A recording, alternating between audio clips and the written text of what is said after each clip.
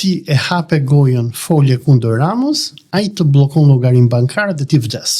Të bllokon dokumentat Çdo gjë. digital, patentën. Atë që i bëri Justin Trudeau atyre trackerve Po. që protestonin kundër koronës në Ottawa, që domethënë ai i bllokoi llogaritë bankare, i bllokoi kartën e i bllokoi i hoqi edhe patentën. Ata kishin kamionet e tyre, kishin ardhur që nga Manitoba, Saskatchewan, Alberta, nuk kthenin dot kamionet në shtëpi.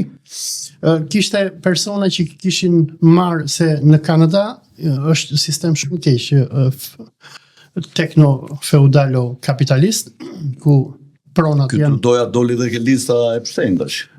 Po, kështu janë më pedofila në gjitha.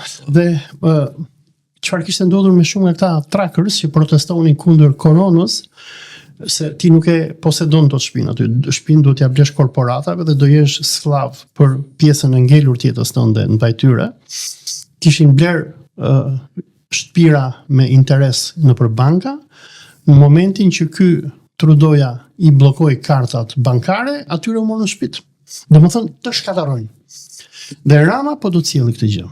Dhe kjo për mua domethënë është më e frikshme se sa reformat që bën komunistët në vitet 46-47, ku filluan marrjen e tokave, marrjen e parave ndaj atyre që luftën e klasave, ndaj kulturës. Luftën e klasave që domethënë me ideologjinë e Enver Hoxhës dhe të Koçit Zogut. Ishte vazhdimi i luftës civile. Dhe domethënë bërja e asaj që Enver Hoxha quante klasat e përmbysura. Domethënë lufta ideologjike, ekonomike që u bë kundër aristokracisë shqiptare në vitet 45-46, Rama po e sjell tani.